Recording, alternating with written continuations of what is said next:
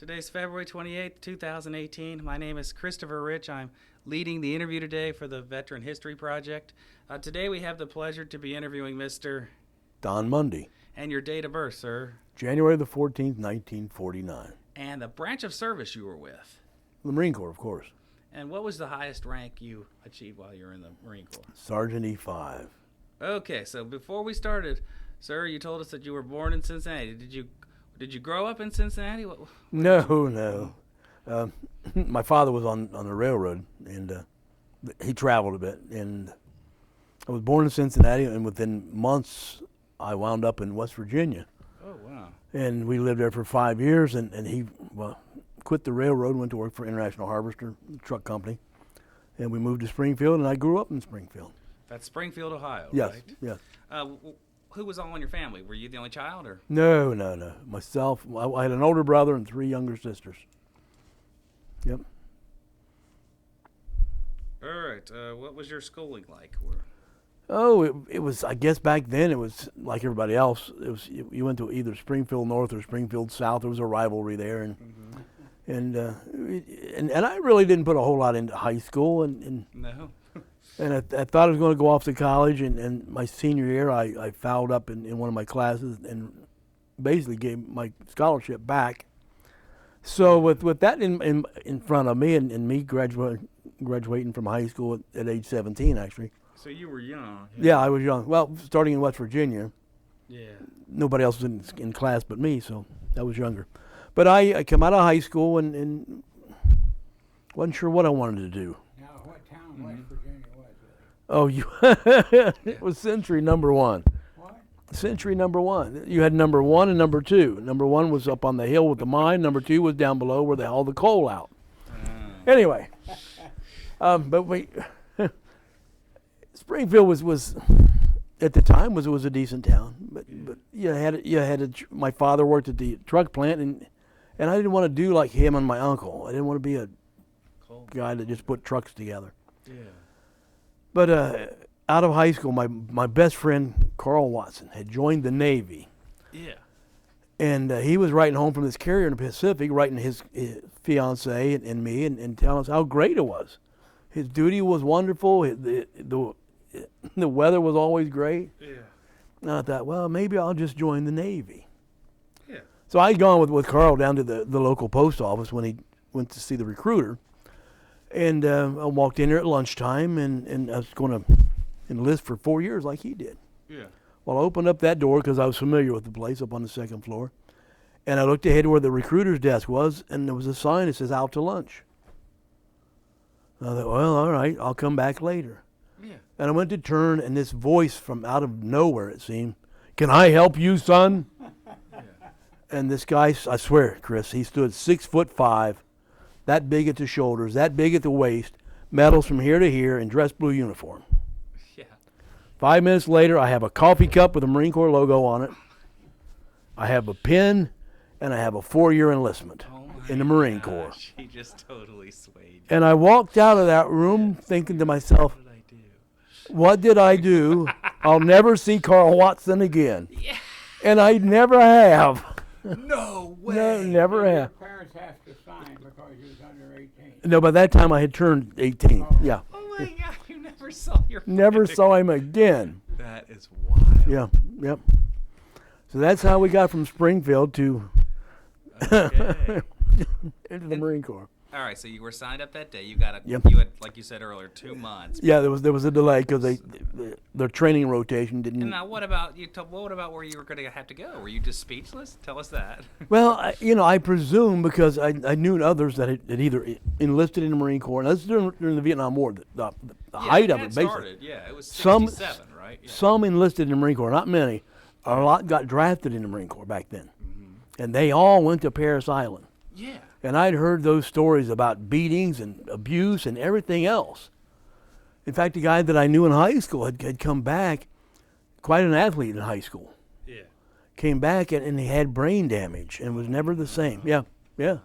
But I joined the Marine Corps, and it was late in January. And then when they came and told me it's time to go, I wound up on an airplane, and I went to San Diego, California.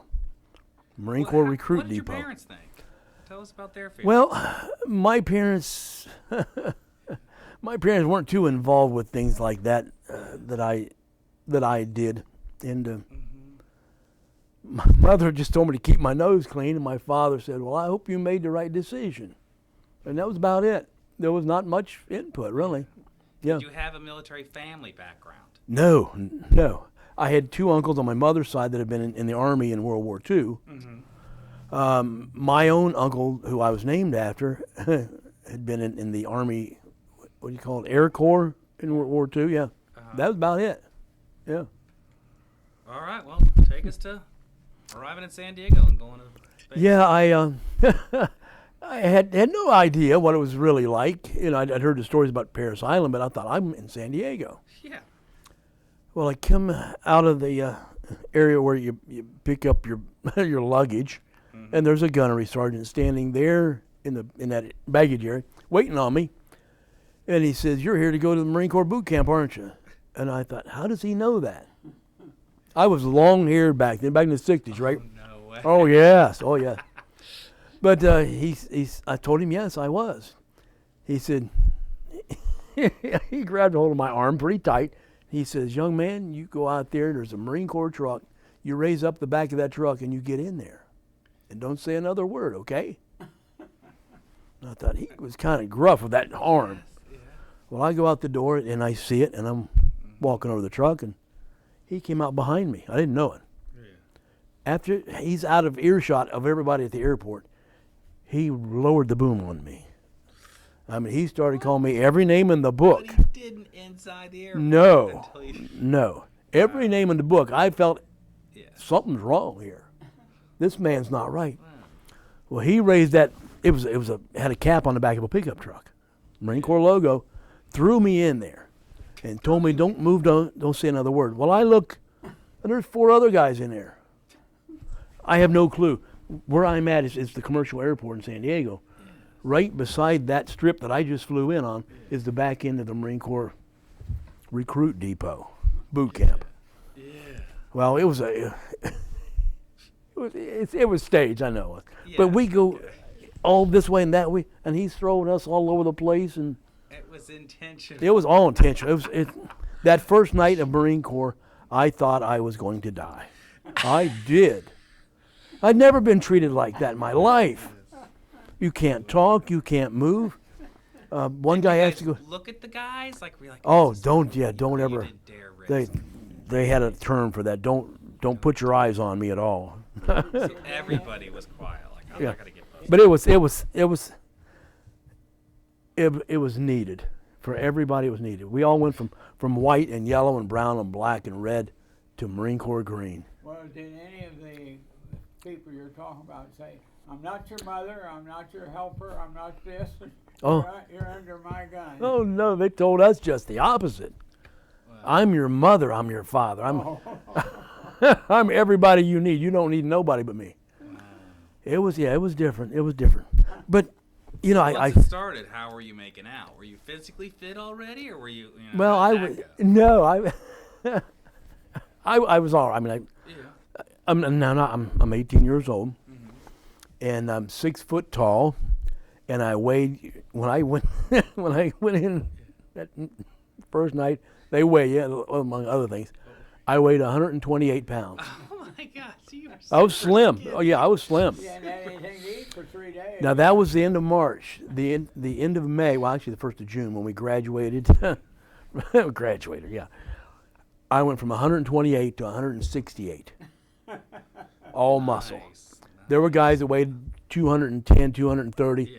They came out weighing 175, 170. So you were where you wanted to be. 168 is probably pretty darn good. Yeah. Well, we'd go into the mess hall. You know, they marched you in, boom, boom, boom, boom, boom, boom, and you'd sit down. And if you were like me, more meat, more potatoes, more this, more of that. And the guy next to me, you know, he's a big guy. Yeah. You eat all that salad. You eat it all. Oh my gosh. Oh yeah. So you and loved it. I'm thinking I can't eat all this. You give it. Oh, okay. But you still had decent food. It Oh, wasn't like yes. It was junk food. You No, had it was junk it was good stuff. food. Yeah, It was it healthy, was. good food. Just you felt bad for the. Oh heavier yeah. guys. Oh, I did, man. I thought this just isn't right. Did you? I mean, could you risk like You want some of this ham? No, they're right there. I mean, you're watching? this close as you Oh eat, my and they're God, watching. that's Oh amazing. yeah, they're watching every So those move you poor make. guys had to eat salads. Oh yeah. Oh. And then of course, we both go out. I mean, the first couple of weeks, a couple times I threw up because I had so much to eat. Yeah. They wouldn't let you get up. You know, you got to pour it in a certain amount of time. Yeah, it was, but I lived to tell about it. Yes. Yeah, you're bringing back things that I totally forgot about. So then, how were you making out in the physical aspects Well, after you put on the 40 pounds? After as I was putting on the 40, it was good. It really was. You were one of the. You Yeah. felt fairly confident. Oh yeah, I felt real good about it. In fact, You never had to lose weight, so you had the other extreme. You would have gained weight. Yeah. I would think it would help you more. yeah. Because you But- could probably do more pull-ups or push-ups. Than We those well, guys. I enjoy this part of it because Yeah. as we did the training, they had what they call a series, 4 different platoons at a time in a series, and they had competitions with each other. There were 12 different competitions at the time you're in boot camp, and if you won the competition, you got a flag to put on the top of your guidon pole. Yeah. My platoon outright won 11 of those ribbons. 11 out of 12 Wow. outright. The 12th ribbon we won, How and many is in the platoon? we had to share with we had all 12 of them total. How many guys were in your group? Oh, 50, Wow. 52 in a So platoon. You had an amazing platoon. It was amazing. It was. Did you get to know any of those guys? Like, did they stay with you? Or No, they out all of went your out of my separate ways? platoon, most of them went off to become just riflemen Yeah. because they were darn good with rifles. Come think of it. A couple of them were in specialties, and then it was me and 2 other guys that went off to become machine gunners. Yeah. You know how I got to be a machine gunner? No. Is that from here? Is that from basic, right? Yeah, it's right out of basic. You know, Like the you test, do right? the qualification with a rifle. Yeah. Well, Most of the guys in my platoon were shooters that were expert. yeah. I wound up eventually becoming a sharpshooter, but out of boot camp, I was a marksman. That's not good in the Marine Corps. Okay. All right. That's not good. Not as good as a sharpshooter. No. I mean, I'm putting emphasis on it because I wasn't what the Marine Corps was wanting. I got it. Because a machine gun is easier to fire success-wise than a rifle. Yeah. Right? Yeah, it is because you're going for an Yes, it's area. Bigger spray. On the But they on the rifle range, what Yeah. rifle did you use? M14, yeah, Same as the M1. just about, yeah. Not as heavy. Not as heavy. No, it's heavy. I did fire an M1 though, a number of times actually, but I didn't make the expert like they wanted me to. So me and these 2 other guys, they take us into their office and they work us verbally and physically. And I bit I that. mean, they did try to make you become a better marksman Oh, for yes. something physically? What can they do? I had to bite that trigger finger for an hour one night. Oh. Oh yeah, What would that do? so you could squeeze it tenderly. So What's you what they don't do? pull the shot. Yeah, when you pull it, if you do it Interesting. tenderly, it stays straight. Huh. But anyway, they told me you're not going to be any good because you know you're going to Vietnam. So that you might survive, we're going to put you on a machine gun. Okay, all right. Yeah. But then again, the other side of it, they told me, is They go your for life They expectancy go for them. is less than 30 days. When you were growing up, I thought, I'm going to prove you wrong. I when did. you were growing up, did you ever hunt or use guns? No, really, I didn't. My father did. All my uncles did. The last thing I remember doing was I did go squirrel hunting a couple times with my dad, but never carried a weapon.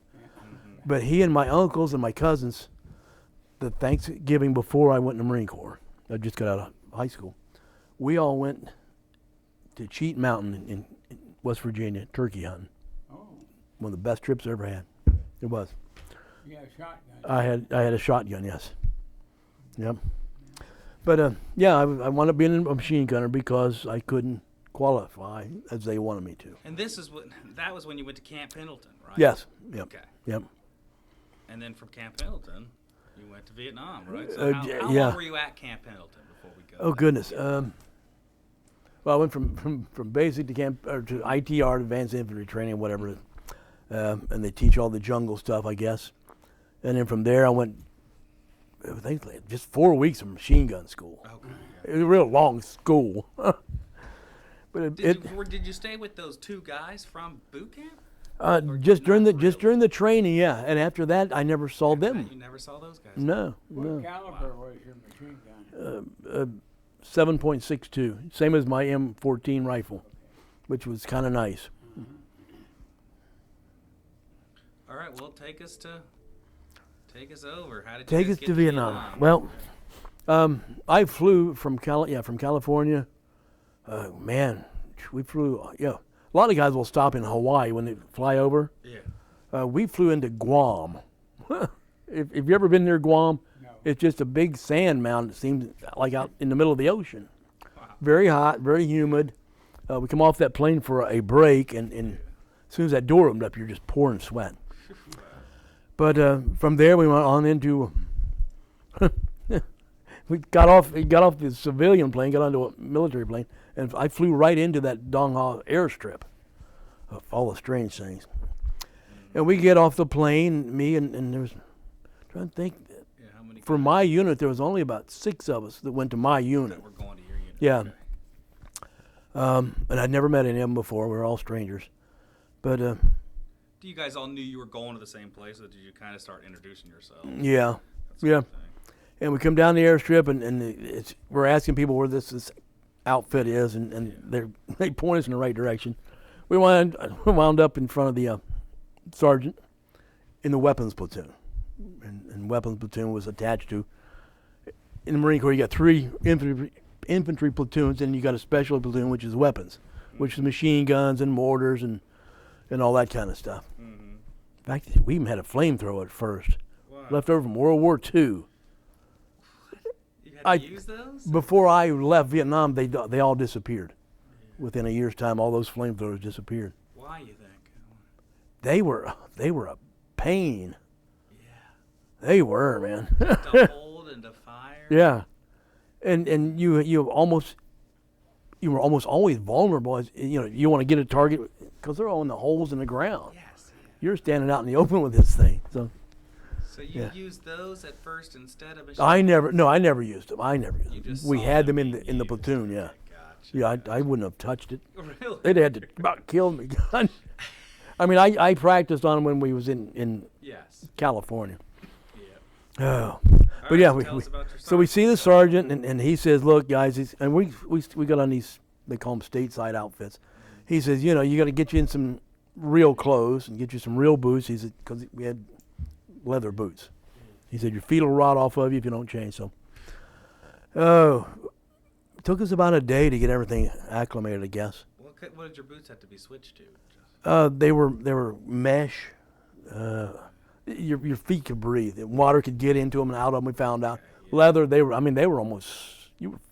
You're sealed up. In fact, I did wind up getting jungle rot Jeez. around the tops of my boots because we were in the water so much. Yes. Ooh, that was ugly. Yes.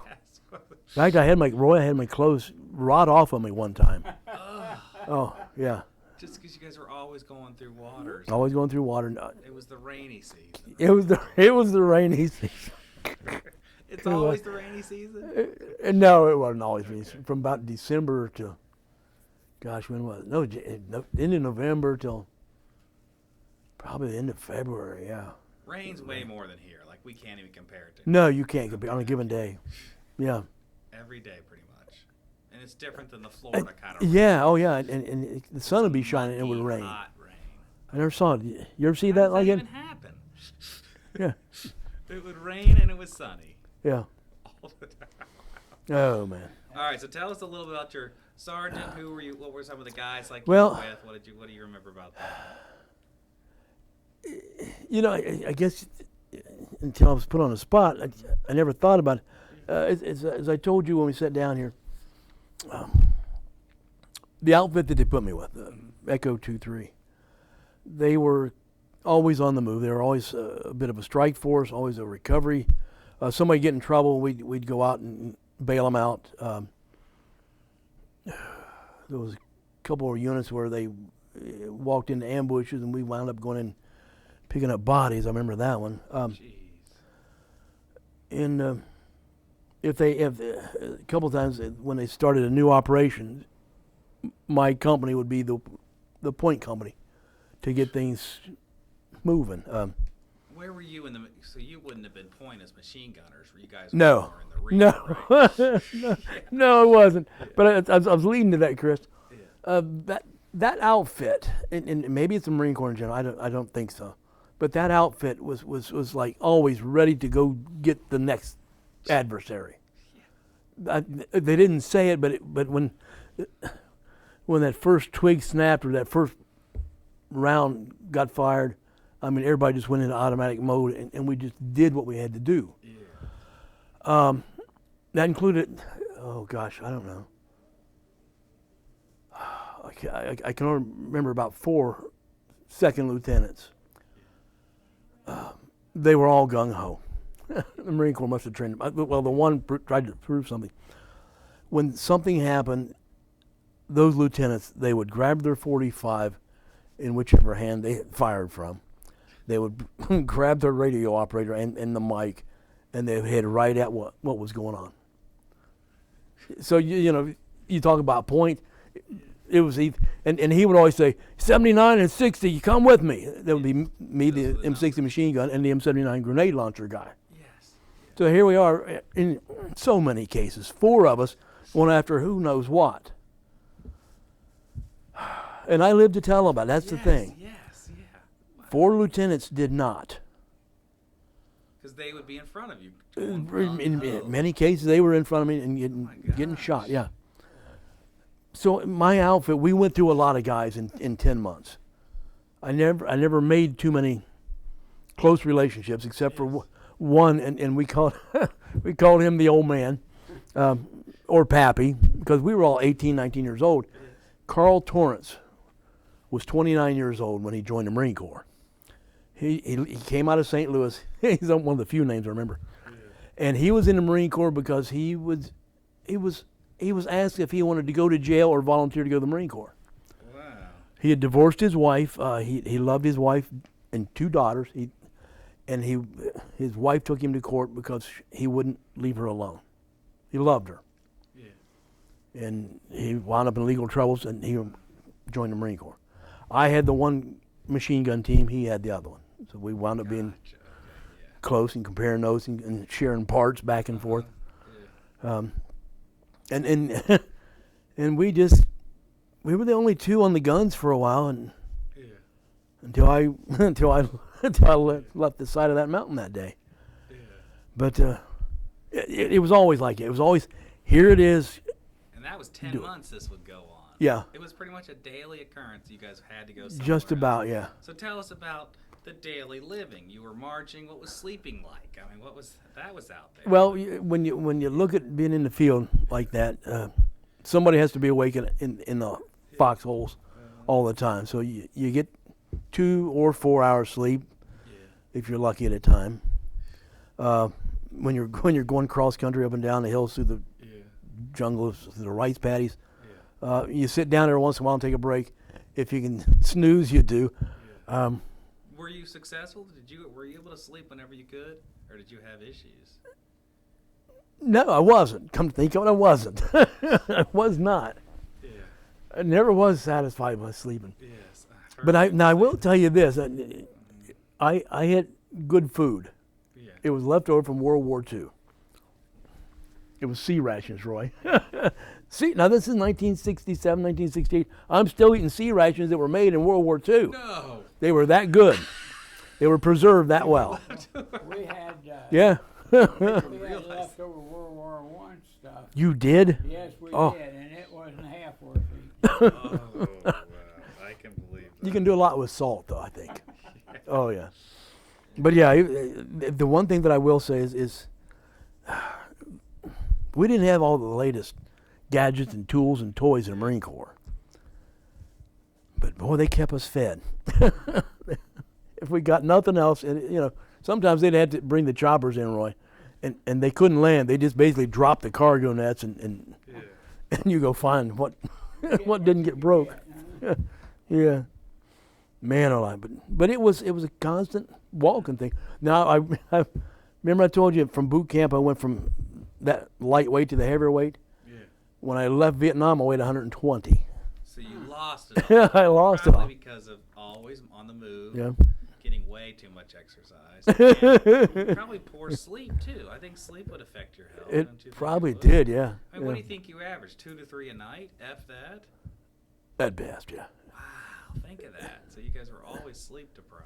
And the strange thing, Chris, is I'm still like that. You're still kind of sleep deprived, or you got used to only needing 3 to 4 hours? Well, right? Yeah. I can only sleep 3 hours at a time. Yeah. Yeah. You just got so used to it. I mean, this is all these years later. Yes, all these years later. So you would just take cat naps. 3 hours here. I'm Sometimes up. I do, yeah. 3 hours here. I'm up. 3 hours here. I'm up. Yeah. Isn't that interesting? Wow. Yeah. Now Yeah. tell us about the wet, the conditions. I know you. Oh, wanted to share gracious. that. Well, I laugh about it because You would cry if you didn't. so much of it, so much of it was just, it was beautiful countryside. Yeah. You know, and all that rain and all that, I mean, everything just grew fantastically. I mean, it was like, well, the truth is, it was like we were walking into paradise and disrupting it completely. Yeah. You know, from the air, from the ground, everywhere.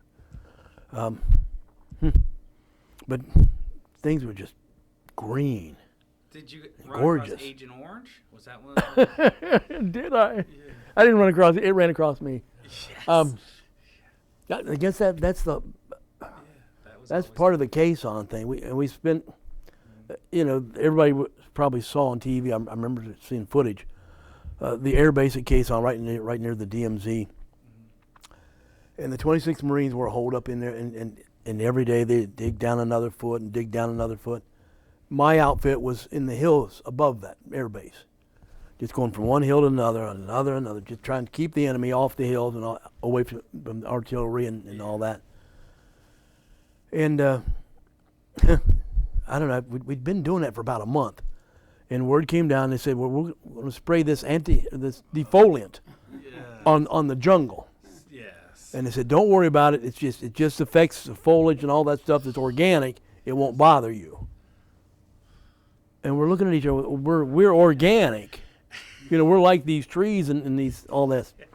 And they said, well, just cover up with your poncho. Yeah. So they told us along about sundown, a little after, these planes will fly over, blah, blah. Just stay under your poncho. Well, we did. And then the next morning, there's nothing. It's gone. No It's way. it's like it's hard to describe. It's almost like being on the moon with sticks sticking up all out of the ground that were trees. Everything was just and it was 3 times within 1 week. Of course, we moved from one mountain to another. Yes. So, yeah, I got sprayed with Agent Orange, and I've got side effects from it. Yeah, boy, do I have side effects from it. Jeez. But I will say this is after the fact, and once I found out what I had, the VA has taken pretty good care of me. Yeah. They have. It doesn't help, but How successful did the actual product work, though? I mean, you said it cleared everything. Oh, did it it actually help diffuse the enemy from getting in closer? no, 'Cause they could, no, It didn't stop. because they were underground. They were underground. You know, we're above ground, Yes. and what we didn't realize most of the time, we were where Caisson was close to the North Vietnam border and close to the Cambodian border, which was right where the Ho Chi Minh Trail was. Well, we went. Yeah. Don't tell everybody now. Well, of course you can. Yes. My outfit went across that border more than once, and the one time was a mission to go in and find out what was left of a huge hospital. And we went in. Enemy's hospital. Enemy hospital. We went in there and it was built inside of a mountain, and it was huge. And it was Just gutted out the side of the mountain, basically. good. Yeah, Wow. yeah. Were they were gone, right? They had evacuated. Most of them were gone. Yeah, Yeah. yeah. We took in the rest of them. The leftover people that were Yeah. hospitalized, right? Yeah. So you guys probably actually saved some lives, and that's it. We did. Yeah. I mean, we we treated them well. Yes. Better than what we wanted to, but we treated them well. I think that's your phone. My phone don't normally sound like that. Hold on. In hospital. But yeah, we had quite a few encounters with them around the DMZ. Yes. Yeah. And the would you say the most consistent loss of life was your lieutenant colonel? Is that what you called it? Oh, the lieutenants, the second But you lieutenants. had other casualties too. Oh my right? goodness, yeah. And Did you really have any close calls, or did you just somehow? I kind of come I unscathed? had a lot of close calls. Did you? The One of the one of Bronze medals. Star there. Yeah. That day it was just a few days after Christmas, '67, Mm-hmm. and we were supposed to be battalion security, Roy. They were giving us gravy duty that day, and we was going to go in with the headquarters group. That was the generals and the press and all that stuff, which were supposed to be the last ones into this new operation that we're starting. Somehow, now think about this, somehow something got fouled up. That headquarters group wound up being the first wave of choppers going into this area. Oh my gosh. Yes. They What told a us we terror. Yeah, they told us it was going to be a nice LZ Yeah. landing. Uh-huh. The choppers, the enemy was waiting there. Somehow the word got out that we were coming. Could they have had something to do with fouling it up? I wonder. Well, I think it'd only be Yeah. hard unless they had an inside job. Yeah. That's probably not possible. But we go in, and it was my company, the whole company, Yeah. and all these people from the rear, and they let the choppers hit the ground. Yeah, wow. And as soon as the first guys come out, they open up, and it's like they knew exactly where we were landing. Yeah. And that was the day that I had a lot of close calls. Yes. I mean, it was, You were in the helicopter, right? well, I was out of the helicopter when Okay. it started happening to me. But Did you have your machine gun even ready? as I came off that door, I did, yeah. Okay. Yeah, and I don't know. I could look down the line, and a lot of the guys were getting shot. Yes. How many helicopters had landed? Like multiple? Oh, yeah, Yeah. probably 10 or 12. Okay. And they were all coming out of the helicopter Yeah. at the same time before they opened Yeah. up, right?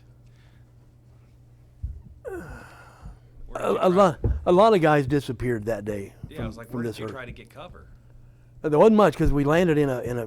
grave or cemetery, and I don't know if you know much about Vietnam, but basically where we were at was all sandy dirt, and they basically lay people on the ground and build mounds over them, put the little markers on top. Yeah. Do you remember trying to get behind like one of those? I did, but I wound up away from the choppers. I knew they were going to be basically a target. Yeah. And I got as far away as I could without getting right into them, and turns out I was pretty darn close to them. Yeah. But Were you by yourself? Did you I separate had or- my I had my A gunner with me for a while. Yeah. What is an A gunner? My assistant gunner is your firing machine gun. Yeah. Somebody's there to link the next belt next 200 God, rounds, okay. and kind of watch for you, see if anything else comes at you. Yes, yeah, he has another set of eyes. Yeah. Well, he says things were getting too hot and too close. He was a high-strung young black guy from North Carolina, Uh-huh. very high-strung. And he kept saying, "We're going to get killed. We're going to kill. Let me get out of here." Yeah, he was. You're like, we got to protect ourselves. Yeah, I told him. I said, "Look, I'm not turning my back on these people." I said, "I've seen too many people get shot doing it." I said, "If you want to leave this spot, you leave it. I'm staying here." Yes. He left there, and He did leave you. he got wounded, but he lived. He tried to just run, basically, right? Yeah. I stayed there, and I had Chris. I don't know. I hesitate on this. Yeah. No farther than that wall over there. Yeah. I saw two guys pop up out of these little holes Jeez. with grenades, and they both threw 2 grenades at me. Oh my gosh! How did you get out of that? I don't know. 2 hit in front of me and 2 hit right behind me. Yes. And I thought, just that quick, I thought I'm done. Gun. Yeah. Did you just try to cover up and? Just... I was on the ground already, and I said, "Lord, don't let them get in my face." Yes. Now think about that. Don't let them get in my face. I didn't. Missed. I wanted some kind of an open casket thing, I guess is what I was thinking. 2 of them went off. 2 of them didn't go off, and they were concussion grenades. So that, And they just kind of jarred me. yeah. And the 2 guys that threw them were up out of the ground, coming at me. And I did them in. Yeah, you had to. And there was a couple in some trees up there, and I got rid of them. Yeah. And Did there was any enough- other guys coming to help? Like, was there? No, guys- they were all pinned down or dead. Oh wow. So you were kind of on your own right now. Yeah. Jeez. I Uh-huh. Yeah. Yeah. I took care of a few people that day, and on kind of on my own, they Yeah. picked up some weapons. You just found them? No, they were our weapons that had Yes, been yes, gotcha. left on the ground, and I didn't want the weapons to be picked up by the enemy and Yeah. Yes. be used against us. Mm-hmm. So all that took place, and I come back and sit down beside one of my Stretch. His name was Armstrong. He was a big tall guy. We called him Stretch Armstrong. Yeah. Anyway, I'm sitting next to Stretch, and I hear this pink, and I look over, and a bullet went right through his head, and we were touching shoulders. Yeah. It was a weird day. Yes. I went through all that. You guys thought you were safe sitting there next to each other, right? You thought you Yeah. would survive the first round, and then Yeah. all of a sudden, geez. Yeah. What was his name? Stretch? Yeah, I don't even remember his real name, Yeah. but he was tall. It wasn't good to be tall in Vietnam. Wow. I shouldn't have went there, but I did. Yeah. But I did. Just to give you an idea, that day I had just made private first class E2 Mm-hmm. before we went on that operation. After that day, and it never caught up with me because we were always on the move and always getting new people in. Yeah. I went from E2 to E5 that day. Jeez. Because of what you did out there. Because right? of what I did and the loss of other people. Yeah. Oh, I see. So you got promoted because other people were gone. Because they were gone. Yeah. How many? So can you just guess here, a rough guess, out of everybody that came out of those 10 to 12 choppers, how many made it, or how many were injured? Oh, Can you gosh. guess, or would you say a third of them definitely were At hit? least a third of them. A Yeah. third of them. Jeez. Yeah. So when you know how you got separated, you did get your way back to where there was more crews and more guys. after a while. Eventually we did, and the neat thing about it is the fact that all those higher ups had a lot of radios with them, Yes. Okay. So and they called They were in able to call. air support and ground support too. did you ever hear about what caused the flub up? What caused No. you guys to be the front lines No. versus the rear? No, because after that we Yeah. we We're on to something else. we were there that night, Yeah. and the next morning, I mean, just before the sun was coming up, the choppers came in, and we headed off to someplace totally away from there. Yeah. And I wondered at the time, and I still do, if it was.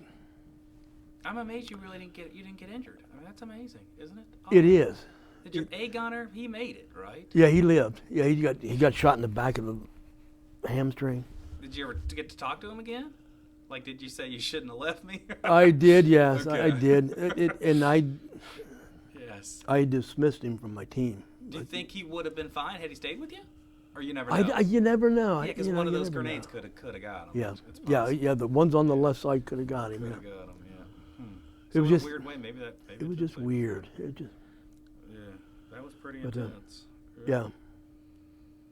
So then you haven't even got to the point where you get injured. You want to just kind of. No, yeah, well, yeah, and that took place up in Quezon. That was a couple months later. That was where the Agent Orange was dropped heavily. Yeah. Right. Yeah, Yeah. yeah, So. yeah, yeah. New were- machine gun crew with you now, right? Yeah. Like, how many guys were you over, Don? Just 3. Okay. Yeah, just 3. All right. But it was one of those days where we had humped up the mountains and down the mountains and back up the mountains, and Yeah. it's almost sundown again. Yeah, wow. And we're digging in, and we're just it's one of those things we haven't seen anything unusual in that area. Yeah. We've been there as we're digging, probably been there about half an hour more. Mm-hmm. No unusual sounds, nothing going on, no surveillance says anything. and all of a sudden we hear this boom, boom, boom, and the mortar's going off. Okay. Not too far away from us. You can tell what direction they're coming from. Uh-huh. And we all just kind of stop and we're trying to listen to see if we can get an idea where they're coming in, because they make a whistling sound. Yeah. And you can kind of pinpoint that by hearing? Kind of, yeah. Okay. Yeah. I mean, you can't pinpoint, but you can say, well, it's Close coming here, or it's coming here, or here. Got it. And then you go the opposite direction. Yeah. Okay. Well, we had just started digging, and of course you're in the mountains, and you can't, you can't dig too deep, and I was about that far down in this muss. Yeah, you can't get that. And I'm looking for something, because I can tell it's coming in over this way, and I jumped as that thing hit. I could hear it explode as I hit the ground. Yeah. And I just kind of vibrated. Yeah. And here comes another one. And the good thing was they were moving away from us. They overshot us. But as I come up out of there, like, man, I am covered in briars and thorns. Yeah. My face, my arms, everything. And it's like, oh, I'm in misery. You thought you jumped into it, correct? Yeah. And what happened is I hit this bunch of bushes. Of course, it's almost dark. You can't tell what's going on. Yeah. I hit that, and the shrapnel hit me from the back. Yes. But it was like 5 or 6 pieces, small stuff. Yeah. So the corpsman, he's picking all the stuff up out of me. Yeah. He says, and we're both kind of laughing. It hurts, but we're laughing. And he says, well, let me get these out of your back. I said, what do you mean on my back? He says, wait a minute. He says, that's metal. I said, that don't hurt. It kind of stung, but I didn't realize it. Yes. So he pulls it out, and he pulls another one out over here, and pulls one over there. He says, you can get a Purple Heart for this. I said, for what? You thought it was just I thought it was just the briars thorns, or yeah. thorns. Oh, they were big, thick things. It was big pieces. But I had, and Did you get protected a little with your outfit or whatever you had on? no, I didn't have it on. Oh, what were you wearing at the time? Nothing. I just had my pants on. You're Oh, because you were getting ready to sleep. yeah, That's right. because you're wearing that flak jacket, and of course you got 200 rounds across you all day long. And as soon as you start digging, all that stuff comes off. Yeah. Oh yeah. Yeah. So it went right into flesh. Yeah. Oh yeah. But yeah, he was going to get me a Purple Heart Yes. for the stuff in the back. Yes. He said, you probably get it for all this stuff too. And I said, I'm not doing that. Do you still have some scars, Don? I mean, No. scarred up pretty well The only, for you.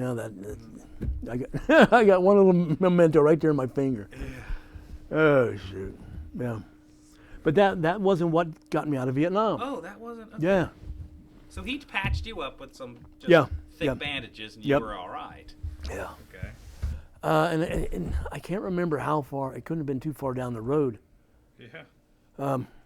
I know we went inside the air base just for a short time, just to get resupplies and I think get a shower. I'm pretty sure. Cause That was pretty rare out you, there. you right? never, yeah, you never got a shower. That's why my clothes rotted off of me that one time. But we'd been in there, and we'd come back out to our own base camp that we had, and we're heading up the mountains again. And I don't know how they did in the Army, but we'd get out, and of course you got to kind of spread it out as you go. And we sat down there, Chris, just to get organized before we really moved on. And I was always one when somebody says, they pass the word down, like, move out, and it's like, up we go and out we go. Yes. Time to go. Well, the word come down, and it's like, I'm sitting there, and my brain tells my body, you're not going nowhere. Yeah. And as I thought that thought, I'm thinking, that ain't right. That ain't me. It was an odd thing. Was then, that some kind of angel omen? What it was what it was Premonition? no. Okay. Well, yeah, I think maybe it could have been that too, but we didn't get supplies on a regular basis like we should, and sometimes things we needed we didn't have. Yeah. So we were accustomed to getting water wherever we could, and I scooped up water out of a bomb crater That's not very safe. couple days before. Didn't have no quinine tablets, iodine, whatever those things were. And I wound up with malaria, Okay, I was gonna cerebral malaria. say, yes. And it was affecting me that morning that I couldn't get up or wouldn't get up. Yeah. Guys, the the guys symptom that of were malaria. under me, they're saying, "Come on, Mundy, what are you doing? This ain't like you." And I said, "Guys, I said, I can't move. We're in the jungles of Vietnam." And I said, "Guys, I am freezing to death." And I said, "What?" And I said, "I am freezing." So they realized something's wrong. They covered me up with a poncho, and they called for the corpsman. And by the time he gets there, I'm burning up.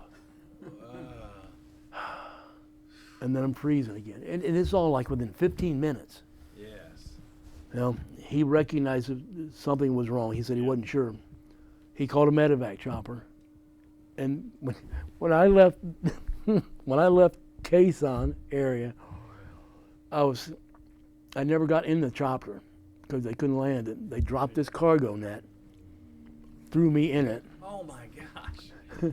I'm flying from there out toward the coast In a cargo. in a net. cargo net. And you know what was bad? I'm stark naked. Now this is no way for a Marine Corps hero to leave Vietnam. Why? What happened to your clothes? Because I was burning up. They were pouring water on me before I left. That is a wild story. The last thing I can remember, Chris, I'm serious. I'm glad we're in this net because that air feels good. Okay. That air, as I'm flying through the air, just feels so good. And I But you thought, also had to feel physically bad, though. Did you Yeah. know you had did he say you got malaria? no, he didn't. He knew something was wrong. All right, okay. And I thought to myself, because you kind of come and go, and I thought, Yeah. here I am flying over the jungles of Vietnam, over the worst part, right next to the DMZ, and I'm in this net, and I got no clothes on, and what if I get shot? You know, I'm an easy target. Did they take you up pretty high? How high up did you go? Do you recall? I still had a good view of the ground. It wasn't too high up. I would have take me up higher. Yeah. I had no choice. And I never met the guys in the chopper either. What? They just But, did you? But I got back to the hospital in Dong Ha. That's where they flew me to. Mm-hmm.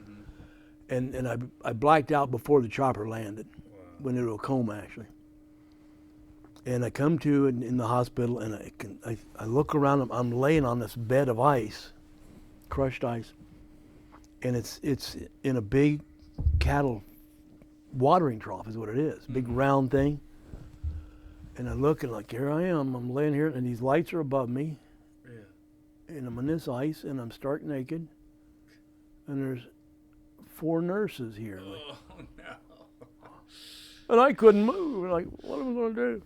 And all I remember, I went back unconscious. I remember the one nurse saying, "You'll be all right, Marine. You'll be all right."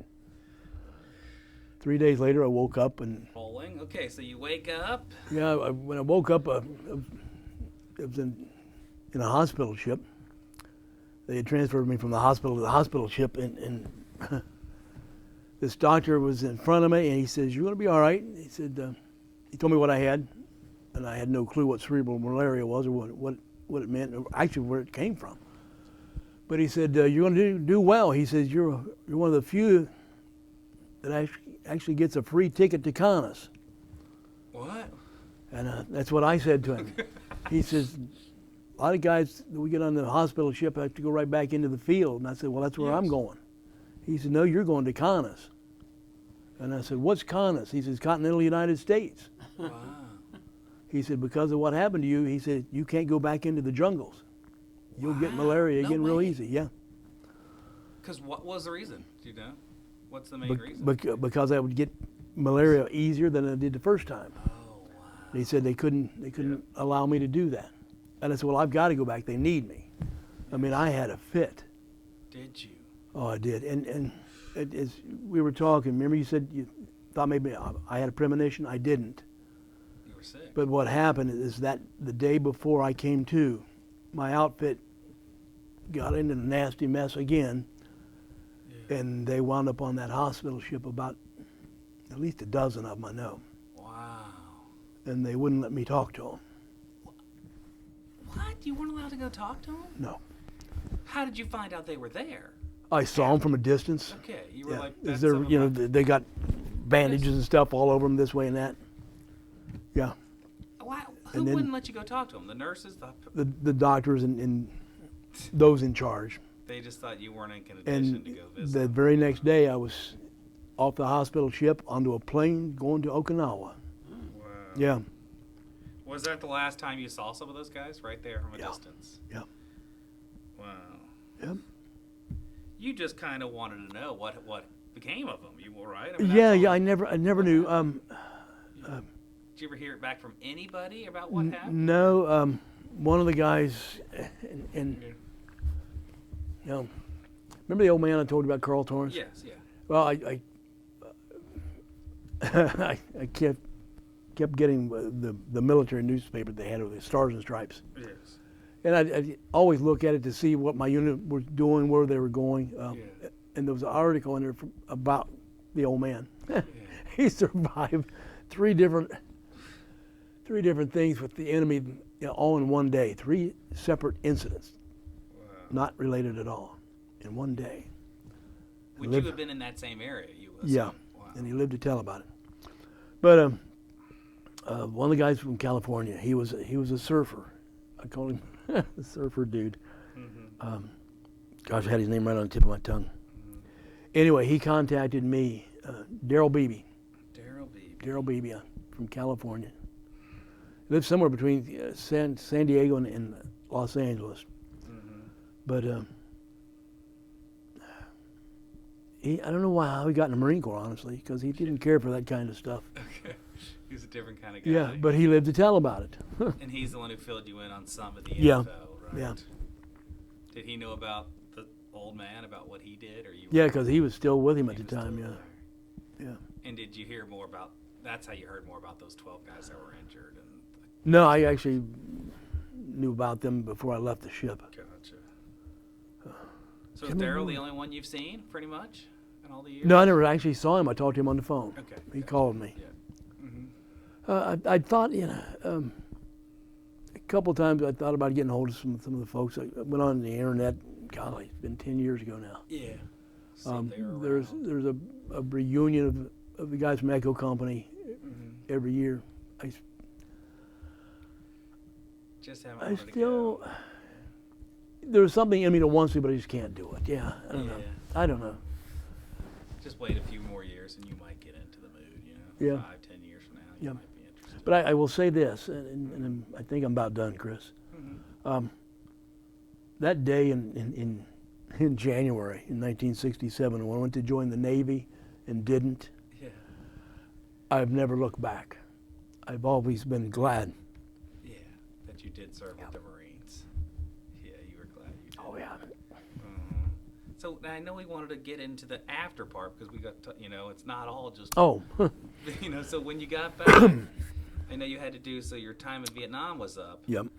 You still had to serve some time. So you said you went to Clarksville, Tennessee. Went to first. Clarksville. What was that about? They needed they needed an NCO because you had to be a E4 or above, and I was already E5, to be able to be on that base to guard bombs and warheads. It was you had the 3 fences. Mhm. And the outside fence was the inside fence was electrified. But you had to get over these 10-foot high or 12-foot high fences to get in the place. Who would want to? I don't know. Were you feeling much better from the malaria? Any side effects while you were still serving? Or No, and as they did test me. I thought I had a problem with reasoning in yes. math comprehension. Yeah. And they said, you're fine. So Okay. that didn't affect me that way. I've never found out whether it was the Agent Orange or the malaria or the combination of both. I have muscle spasms when my body's relaxed. If I'm You know, you didn't used to have that, right? Growing up. it started out in actually just before you got the Marine Corps, it started out a minor twitching in my legs. So you think it is something service related? Yeah, it is. They told me it is, yeah. And now it's all over my whole body. What do they think it could be? Agent Orange or They think it's probably the Agent Orange, yeah. not malaria? Affecting my central nervous system, yeah. Yep. So then you had to go from there to Oh, goodness. Beaufort, South Carolina. Yeah, and I never found out why they did that. Yeah. You ever been near Beaufort, South Carolina? It's a nice little town, right? It is. Yeah, It is between very, Bluffton and Beaufort. Right? yeah, very small naval base was. I don't know if it's still there or not. Is it close to Spartanburg, South Carolina? No, much further south. No, much further south, out on the coast. Yeah, Yes, it's down by the in a coast. swampy area now. And then There's that's Beaufort, Bluffton, and Hilton Head. Right? yeah. Oh yes, They're beautiful right there. Yeah, I've been there a few times. Yeah. But yeah, they said they couldn't have me there because it was too close to the swamps that were there. Wow, because of malaria or no? Yes, because of malaria. No way. One of the doctors looked at my records one day for a checkup. He said, "We got mosquitoes. You can't be here." They sent me to Charleston. Wow, so you never had any issues while Never at had Beaufort, any but it was issues. only a couple weeks. Yeah, Right. yeah. So then tell us about Charleston. I know you said you liked that before we I started love the Charleston. interview. Yeah. And I got married when I knew I was going to be assigned there. A Got married. Charleston girl? No, she was from Springfield. I Okay, actually knew her from high school. She was Yes. 2 years behind me. Okay. I knew her in school. I knew she was she was into everything good, and I was not. Yes. But she came to visit me, Chris. She came to visit me when I was up in Great Lakes Naval Hospital. Flew up there on her own expense. Came up to see me. You guys had already, we were in a relationship or just No, friends? no, Just friends. we weren't even friends when she first came to see me. Yeah. How She did that felt happen? she felt it was her patriotic duty. Oh my gosh. Did she have other friends with her? Did she have, No, she knew my sister. and she just knew My- of you in the hospital? Yeah. Do you Yeah. think your sister pushed her to go or no? No, Mary wouldn't do that. She wouldn't. But we started talking to each other, and it just one thing led to another. Yeah. Wow, that's wild. How many months did that happen? Oh gosh. It took a little while for that relationship. Let me see. to begin. June, July, August, September, October. So it took a few months. Yeah, it took a few so months. she yeah. didn't move right away to No, Charleston. no. You corresponded. Yep, yep, All right. yep, Well, that's amazing. So then Yeah. you guys got married down when you were still serving your time in yep. Charleston, And South and Carolina? then I got that chance to either re-enlist Yes. and get a huge bonus and plus another stripe, Yeah. and go to Quantico, Virginia to train second lieutenants. Well, I thought, well, Yeah. I'd do it. I Yeah. was going to do it. If I hadn't been married, I probably would. Or no, I would have. Oh, really? Oh, yeah. Okay. What was the reason? What changed? Well, when the captain, What was your wife's name? Marcia, when, Did she talk you out of it? Or? yeah, when my captain said, here's your option. Yes. We'll give you this, enlist for another 4 years, Yeah. or because of your record in Vietnam, we're letting people out a little early. I said, well, let me see what my wife says, Captain. Yes. I went home, and my wife's got 5 sisters. Perfect family. Her mother and dad. Oh, if I didn't have my parents, I would have had hers. But she says, I want to go home. I miss my family. I miss my mom. Sounds like you like Charleston more than she Oh, did. yeah. Oh, I did. Oh, I did. Yes, I did. She wasn't really into it. She's never been into seafood Oh, like I am. okay. So I went and told the captain the next day, and he looked at me. He said, Mundy, you've been good Yeah. up until this moment. Yeah, oh yeah. He said, I'm going to tell you one thing. He says, I'm going to sign this paper for you to get out. He said, don't you ever come in my office again. Don't you ever speak to me again. He told me, he says, you're throwing away a damn good career. Wow. Jeez. I left there and I thought, what's It going never on? saw him again. Oh yeah, yeah. But I got out. He just knew you would have been a good career guy. I think so, yeah, and I would have because what I I chose. respect him for at least just signing it and being done with it. You know what I mean? At Yeah. least he did it. He had to, right? Oh, yeah, he didn't have any other choice. He probably could have tried and coached me, but Yeah. I made some good decisions over the years. Yeah. So what did you get back into? well, You I got where'd out- you get back up to? Here or West Virginia still? No, we went. I went back to Springfield Okay, gotcha. and made some decisions. Partly because I now had a family, and You guys had a kid already? no, Just married? Yeah, just married. All right. But I got a job as with White Motors, who made huge diesel engines, and some went into some of the stuff that went to Vietnam. But I wanted more than that, so I started working a second job at the local newspaper, and I did good at it in the mail room. And they said, "Hey, we got an opening as an apprentice, as a photo engraver. You would be a part of the printing process." And I said, "Yeah, I love it." And I'd had some of that exposure when I was in school. And learned it quickly. Came out of that, became the local. Yeah, weird. Became the local union representative, and at the same time a shift supervisor. Now, how do you do that? I don't know. But anyway, I went from that to another thing to another, and I had a very good career in printing for all those years. It wasn't great, but I saved back some money, and if I didn't have my heart committed to some other things, I'd be totally retired now. Yeah. Okay. Yeah. Well, we want to get into that about why you're into retirement. Oh, yeah. Yes, definitely. Yeah. Well, and how'd you get back here? What are you doing here? okay. Well, I came back. I got here because one of those invitations for a better position in printing came from the Cincinnati I area. got it. Yeah. Okay. Headhunter called me up and said, "Hey, I got this job, and Yeah. only you can fill it." Okay. Well, okay. That was your last job. It was here. Yeah. Yep. But How did your wife take to Cincinnati? she, because it wasn't too far from home, she didn't mind. Okay. Yeah. It afforded her never having to work. And yeah, I mean She liked Springfield. that. She liked that. Springfield, Oh, Charleston, yeah. South Carolina. Big difference. Yeah. Now we're getting near the end. Okay. Of this. Yeah, we are, aren't we? You want to get I do. back to your 2 trips. I want to get back to Yes, Vietnam definitely, yeah. because I did go back to Vietnam in 2009 and then again in 2014, but not with the military.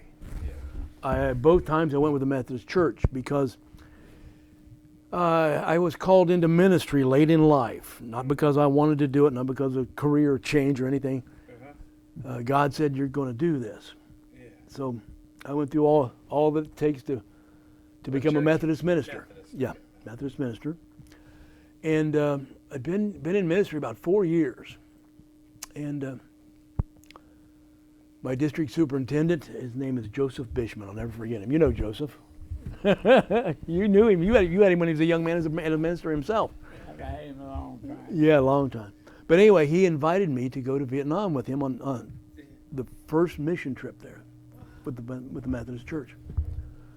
And we went over there and we met with a small group of believers, and we found and we bought them their first piece of real estate.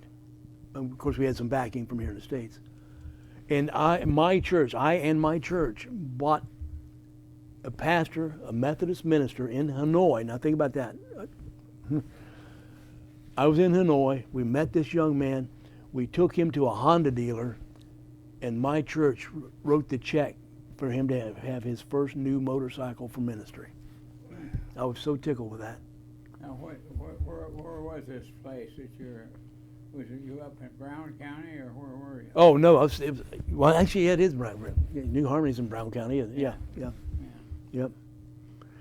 And Did you get to go back into the areas where you were, or not really? It was. no, we didn't. Yeah. You were more up in North Vietnam. Yeah, we were in North Vietnam, Yeah, a place wow. I thought I'd never be, and they loved me. Like, can you see? They knew I was a Marine, right? Yeah. There was 2 of us that were Marines, and they thought I was a hero.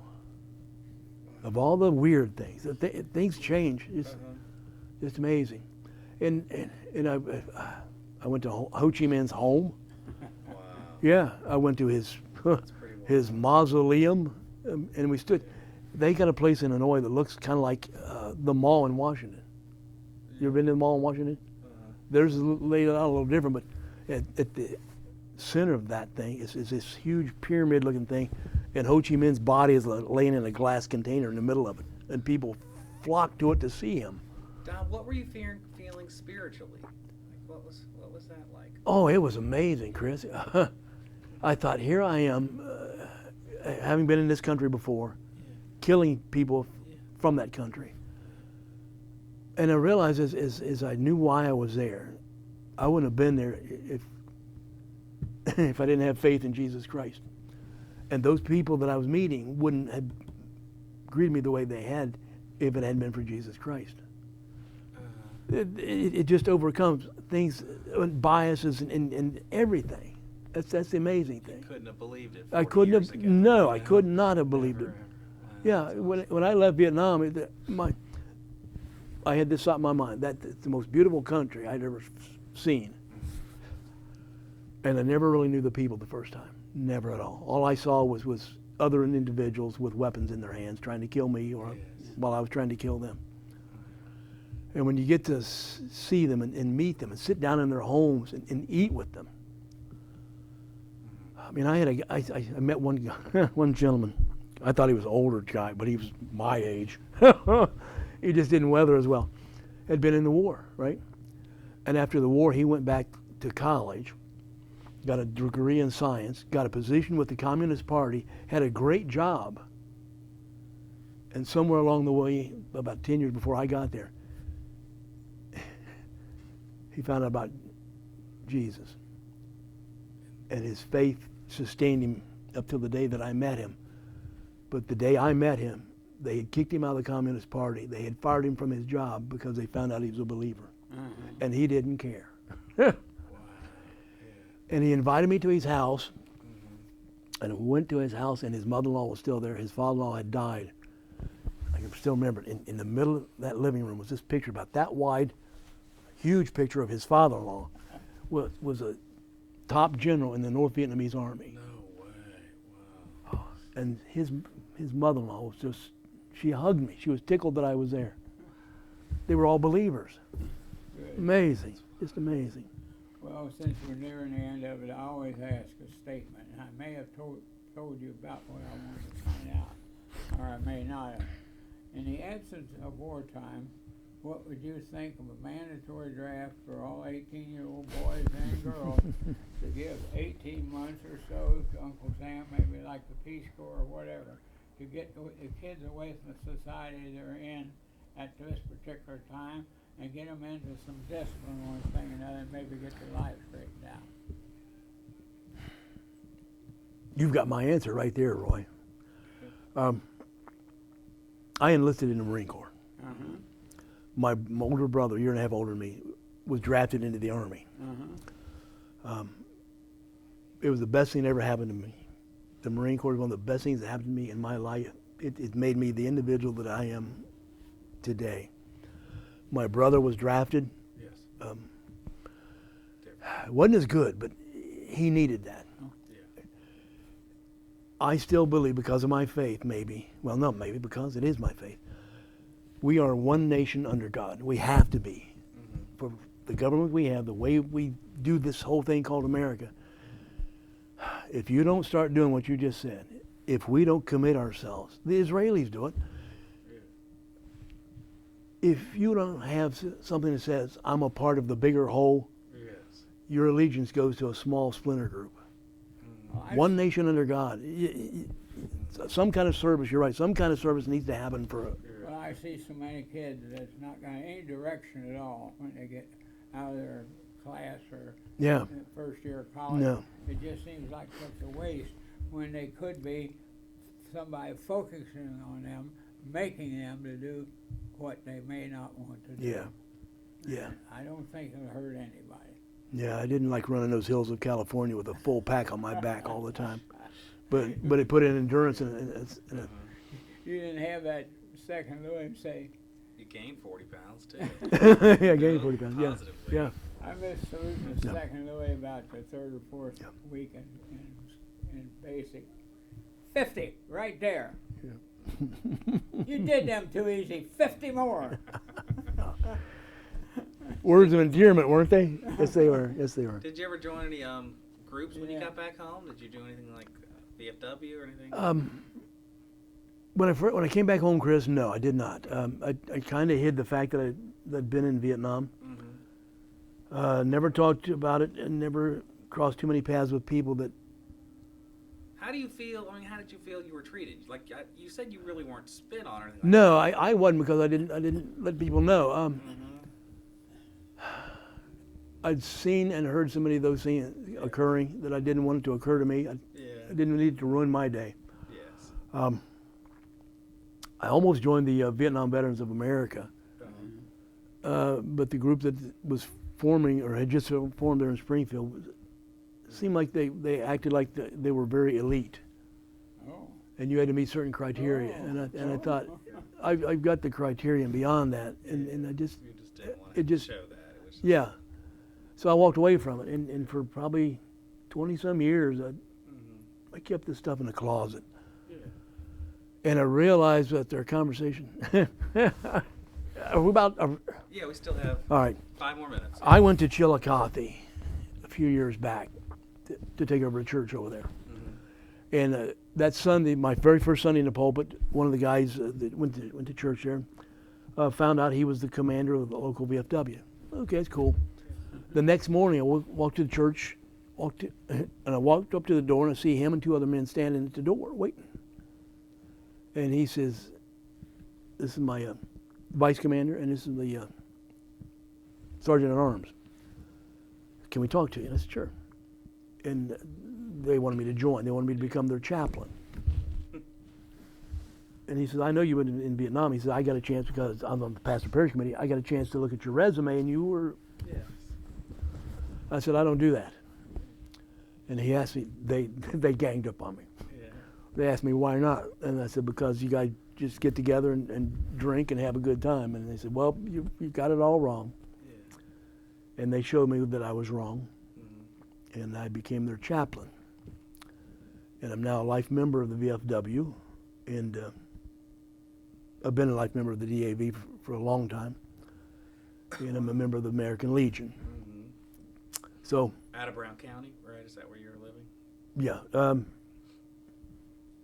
Or no, you're in Bethel. I'm in Bethel, yeah. Yeah, okay. But actually, I'm a life member of the VFW and the VFW post over there. I still have my entry card. They wouldn't take it back.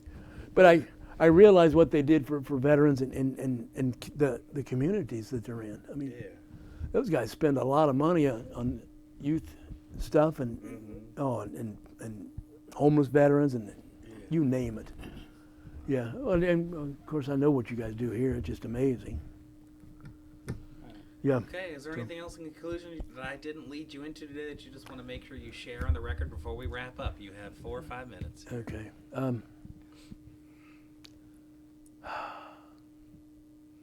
I think I'm about done. As I said once before, I am so glad that I accidentally wound up in the Marine Corps. I wouldn't have any of that training done any different way. My younger son actually was a Marine too. Oh yeah, how many kids did you end up having? 2 sons. 2 sons. The oldest one actually was born in Charleston on Marine Corps Anniversary Day. My wife went to the hospital, they wouldn't let me in, and I was on duty, and everybody else was partying. But the younger one joined the Marine Corps. We flew out to San Diego now, Again. from the East Coast, and we went to his graduation, and they didn't do to him what they did to me. Wow, it's They're not allowed to changed, anymore. yeah. And I was heartbroken. I was disappointed. But I wouldn't have it any other way. I wouldn't. Is your family, is he still out there, or is he? No, he's actually in the area now, yeah. They're both in the area, or? Well, Aaron lives down by Bethel, Yeah. and Dave lives up by London. Do you have any grandkids yet? 1, 2, 3, 4, 5. 5 of them, yeah. Grandkids. Yeah. Do we have a little gift for, We do. All right, well, thank you for your time, sir. you went back further?